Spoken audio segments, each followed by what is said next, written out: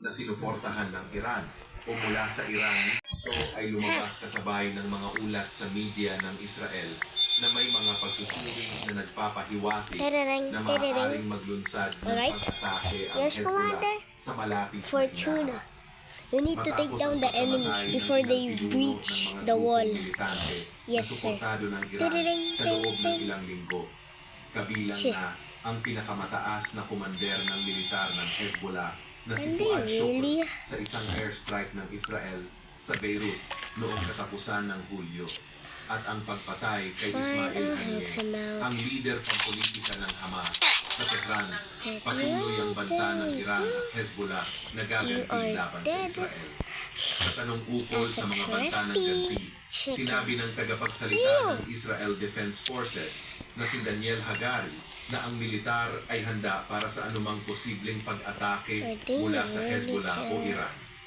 Sinabi niya na seryoso nilang tinatrato ang mga banta ng kanilang mga kaaway at matagal na silang handa sa parehong opensiba at depensiba. Binanggit din niya na anumang banta laban sa mga mamamayan ng Israel ay agad nilang tinutugunan. Ipinahayag din niya na anumang pagbabago o pag-unlad ay agad nilang ipaalam sa Okay, but what? Bagaman pinipilit ng isang mamamayan Are they really strong? na kumpirmahin kung alam ni Hagari ang tungkol sa mga pagsusuri na nagsasabing maaaring magkaroon ng pag-atake ang Hezbollah. Walang direktang kumpirmasyon na ibinigay si Hagari. Subalit, These idiniin niyang enemies patuloy ang are kanilang not as operasyon good upang as alisin ang mga mass banta as at I patuloy think. nilang gagawin ito. Okay. Ayon sa mga eksperto, Mass siguradong told me tutulungan that ng Amerika ang Taiwan pag a nilusog ito huge ng China. threat. Noong mga nakaraang buwan kasi, padalas ng padalas ang paggawa ng China ng mga agresibong aksyon laban sa Taiwan at sa iba pang mga bansa. Maraming senyales na naghahanda na talaga ang China Oh, para you've sa got to be digmaan. kidding me. Halatang minamadali na ng China ang pagpapalakas nila ng kanilang militar. Kailan lang ay nagpadala ang China ng mga barko at eroplano para palibutan ang Taiwan. Ayon sa mga military analyst, halatang pinapractice na ng China kung paano nila lulusubin ang isla. Marami ang nangangamba na baka malapit na talagang lulusob ang China. I'm gonna Dahil doon, naghahanda na rin ang Taiwan at pinapalakas na ang kanilang mga depensa. comedian. Ang US Upgrade. ay nakikipagtulungan na rin Cartridge. sa mga kakampi Explosion! nila para maghanda sa posibleng nalalapit na paglusog Alright. ng China. Kailan lang ay nakipagkita ang presidente ng United States na si Joe Biden sa So, Prime they're Minister not ng gonna Japan stand a na chance si against Fumio me, Kishida. Pinag-usapan nila How are they kung ano ang sure gagawin para they- siguraduhin they malakas sure ang they- depensa nila laban sa China. Ayon sa mga eksperto, siguradong tutulungan din ng Japan What is ang Bro Taiwan. doing right there? Sabi mismo ng Prime Minister ng Japan na napaka-importante daw para sa kanilang national security na mapayapa ang Taiwan. Kung masasakop kasi ng China ang Taiwan, malaki ang posibilidad na Japan naman ang susunod nilang lusubin. Meron din kasing pinagtatanong ng teritoryo ang Beijing at Tokyo, kaya posibleng lusubin ang napakaraming sundalo nila sa Japan para siguraduhin mabilis silang makakaresponde pag lumusob ang China. Marami na ring military bases ang Amerika sa Japan. Ayon sa mga reports, nasa Japan na ang mahigit 50,000 na sundalo ng Amerika. Bukod dun, sandamakmak na eroplano din ng Amerika ang nakadeploy na sa Japan.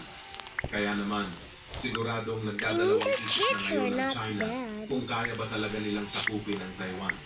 Maraming eksperto ang nagsasabi na hindi maiiwasan ang gera sa pagitan ng China at United States pag inatake ng China ang They're Taiwan. not bad. Inaasahan na pag nilusob ng China ang Taiwan, maglulunsad ng mga pag-atake ang United States Armed Forces sa mga puwersa ng China mula sa mga US military bases sa Japan.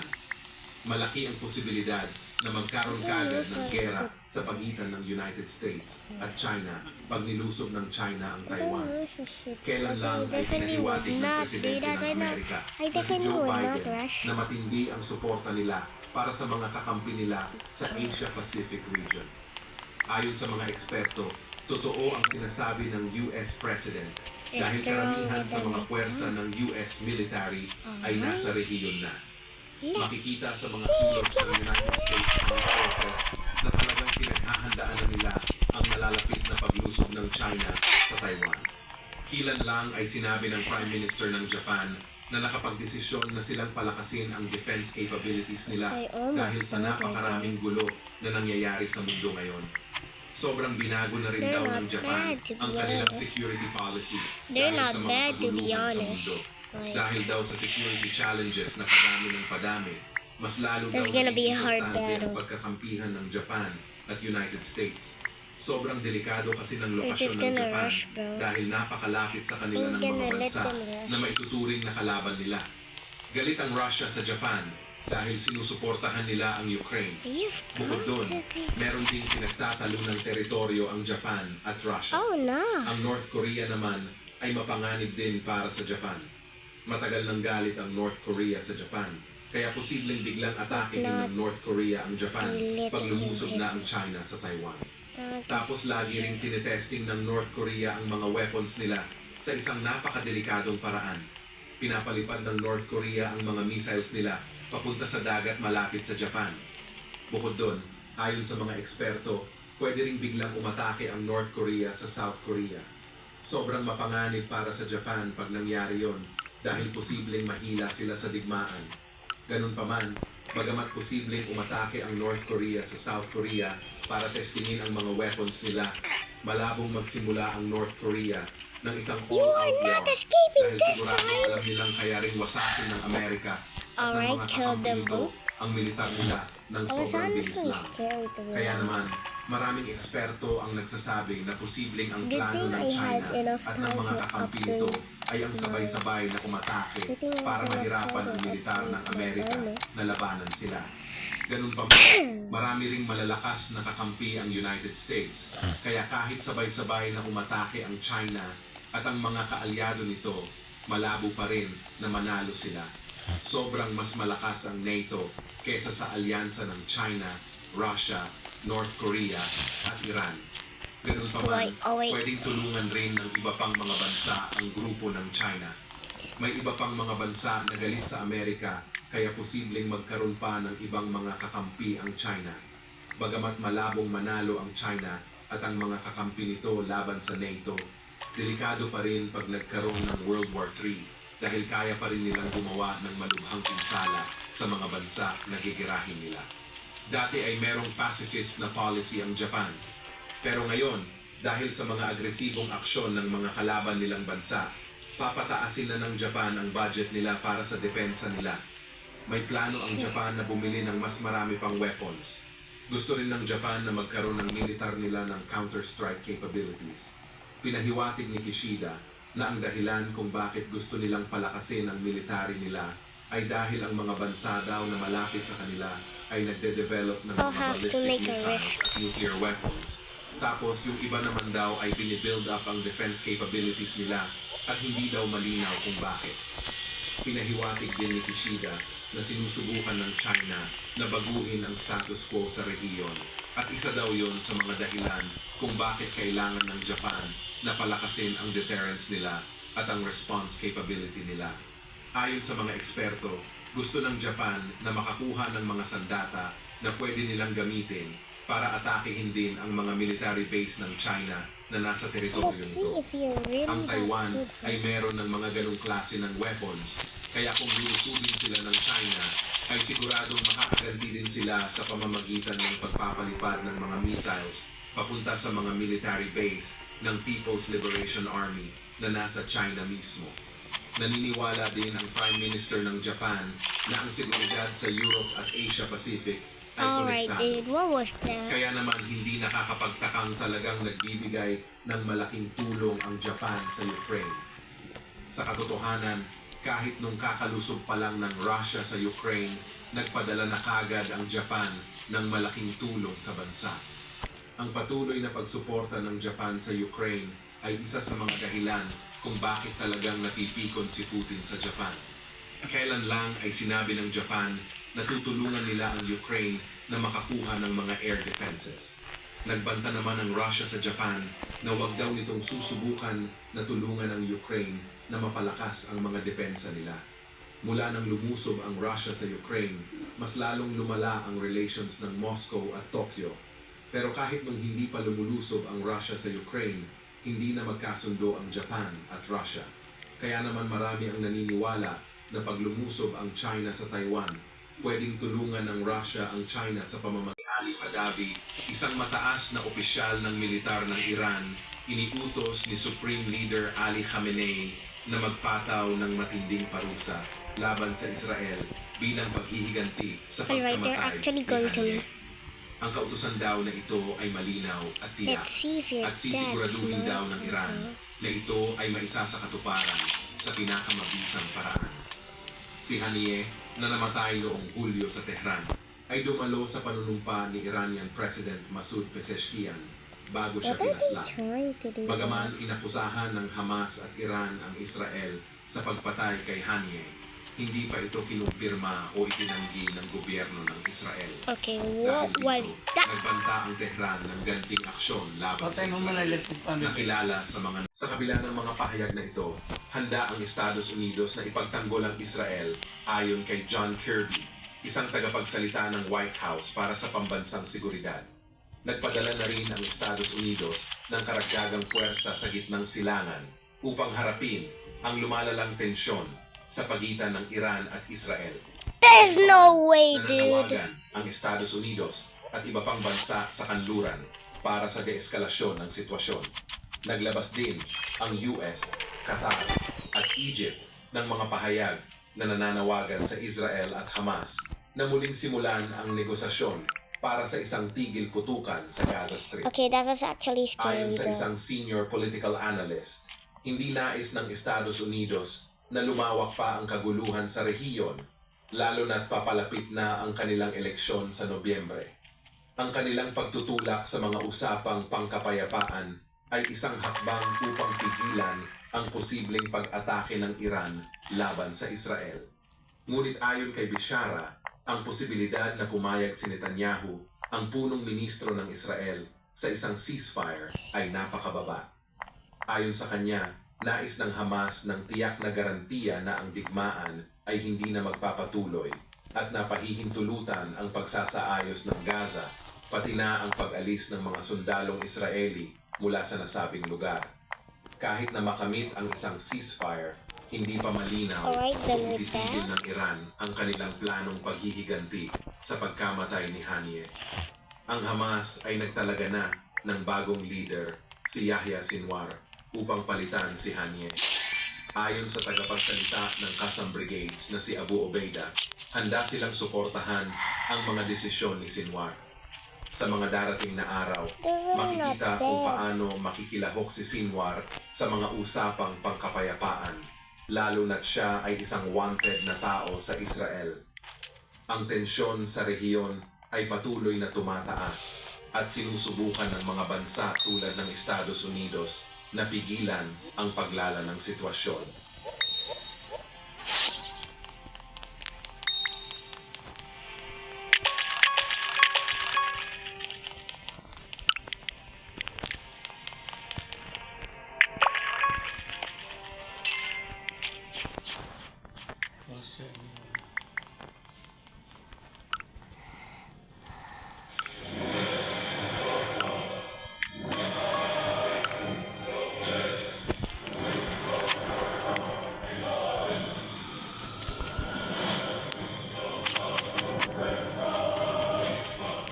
Partido Komunista ng China. Nag-iisang humaharap sa mga simulain sa South China Sea o sa West Philippine Sea. Habang ang sanib puwersa ng mga hukbong pandagat ng Alyansa ng Pilipinas ay nagsasagawa ng kanilang joint exercise, naghahanap rin ng mga inchik ng kakumbrada bilang kasangga na makikisa. What does he think he's doing, bro? Kaalyado na may bangis pagdating sa digmaan. Kapakas na may bubukas sa larangan ng gera. Kapartido na mayroong di matinding galit sa mga taga-kanluran. Siguradong magugulat ka sa malalaman mo na dumating na ang tulong para sa China na magpapatibay sa status quo sa karagatang pagmamayari ng Pilipinas. Mayroong mga naniniwala at marami din naman naghihinala. Let's see if you're smart. Ang tanong, Alright. totoo ba Buti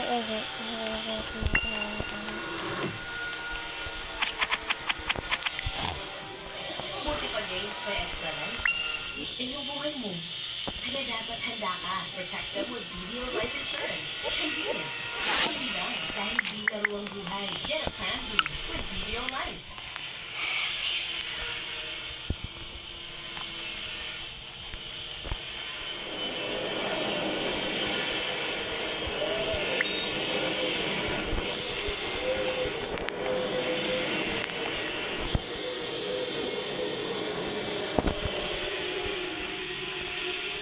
Naglalabog lang ang mga balita ngayon sa Pilipinas na may kinagama sa tinaguriang status quo na di umano meron sa West Philippine Sea. Kapag sinabing status quo o sa English, existing state at sa Tagalog, kasalukuyang kalagayan. Ito ay tumutukoy sa politikal na napagkasunduan ng ilang partido, formal man o hindi, hinggil sa katayuan ng isang bagay. Partikular na sa katayuan ngayon ng WPS. Ang pumapalat sa social media mula sa China na kasunduan ay dapat walang mangyaring pagbabago. Ito ang nais ng mga komunista. Dito pumapasok ang dahilan kung bakit palagi nilang binubomba ng tubig ang Philippine Coast Guard Alrighty, thanks na for the patungong ends. BRP Sierra Madre upang magbagsak ng mga supplies. Marami ang nagtatanong kung ano ba ang di umano na pagkasunduan sa sinasabing status quo o anong katayuan sa WPS ang ayaw baguhin ng China. Marahil iba-iba ang nakikitang nakalakip sa sinasabing status quo sa pagitan ng dalawang bansa. Dahil dito, maraming tataga ang nagsilabasan katulad ng Gentleman's Agreement, National Sovereignty at Exclusive Economic Zone. Mga salitang malalim ang kahulugan at tila nakadagdag lamang sa pagkalito ng marami. Minsan nababaling ang atensyon ng taong bayan sa mahalagang tema dahil sa mga malalim na kataga. Pero kung aalalahanin, kung ano ba ang status quo sa WPS, mas madaling balik uli ang isipan sa tunay na problema. Sino pa ba ang mas magandang tanungin kung ano ang kalakip sa status quo na ayaw baguhin ng China? Siyempre, walang iba, kung hindi ang mga komunista. Ito ang video ng Ministry of Foreign Affairs. 什么样的政策都不能影响中国的领土主权和海洋权益。 Don't rush me. 我们希望菲方遵守自己的承诺，遵守中菲之间达成的有关谅解和共识，遵守中国和东盟国家共同签署的南海各方共同宣言的规定，停止侵权挑衅行径，停止拉拢域外势力介入南海事务，回到通过谈判协商妥善管控局势的正确轨道上。 为维护南海和平稳定。 Ayon sa pahayag ng ministro, sila ay umaasa na tutupad ang Pilipinas sa pangako nito at maninindigan sa mga dating napagkasunduan. Ito nga yung binabalitang panatilihin ang status quo sa WPS. Dapat raw ay sumunod ito sa mga nababagay na kilos ng mga partido sa South China Sea na nilagdaan I'm not gonna play if you don't at mga stop. bansang miyembro ng ASEAN. Alright, teach me wanna Dapat play. din na ihinto ng Pilipinas ang panggagalit at pagtapak sa karapatan ng China. Tumigil din sa pag-imbita ng tulong mula sa labas upang makialam sa nagaganap sa South China Sea. Bumalik na raw ang Pilipinas sa tamang paraan ng pangangasiwa sa dagat. Alright, I'm just gonna stay here so you won't get an emerald there. Kahit anong patakaran ang susundin ng Pilipinas. Basta hindi makakapagpuhan ang soberenya ng China. The airstrikes that happened overnight, will they respond to a terror attack like Olympic football? That is the big question. Ang prinsipyo sa pahayag ng ministro ay simple lamang. Wala silang pakialam kung anong gawin ng Pilipinas, basta sila ang may-ari ng South China Sea. Pinapanilaman nila ang natibahay sa ilang pamamayan. Find the video though. Na sila ang pinapatakan ng pinagsasamang lahat. Perfect time. Pero may biglang tuklaw. Pinalabas na napakasama natin. Nice one though. Dinaslight ang buong mundo o biniligtad yung akusasyon natin sa kanila para makaranas ang lahat ng tinatawag na cognitive dissonance. Mga psychological processes na ginagamit ng mga komunista para hindi mag-alsa ang kanilang I think you're the only one who's Ito black. naman, kahit bagsak ang industriya, basta walang polusyon, kumakain ng technical time ng mga isip, nasa pwede na rin ang partido. Oh no, I gotta Maraming go. netizens sa Pilipinas ang hindi naniniwala sa kanila dahil lantara ng pagkakahaman ng kanilang pamahalaan. Biroy mo, sinakop ang buong karagatan kahit status quo ng kasalukuyang kasayuan ng WPSI, ang dagatay, pag-aari ng People's Republic of China. Ang hindi nila kayang sabihin ay sino na sumangayos sa kanilang status quo. O maaari, gumagawa lamang nila ito. Pero hanggang nagkakaroon ng joint naval drill sa loob ng kanilang 10-dash line, hindi nagiging totoo ang kanilang pahayag. At habang naglalakbay ang Philippine Coast Guard papuntang Sierra Madre, hindi nagiging valid ang kanilang pangangkin. Kumbaga, paano mo masasabi na ikaw ang tunay na may-ari ng isang lupa kung dati na nagtatinig ng buwan ang iyong kapitbahay doon? Ito ay napakalaking problema para sa mga komunista. Kaya humingi ito ng tulong sa kanilang pagkukrata sa Russia. Dahil kung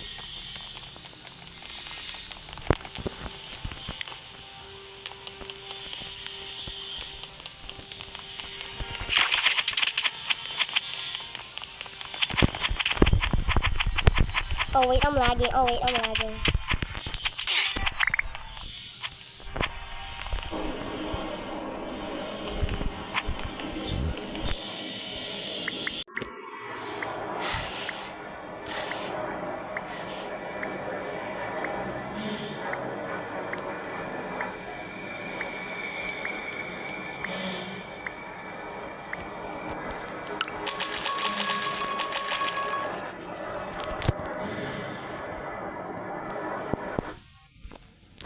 wait.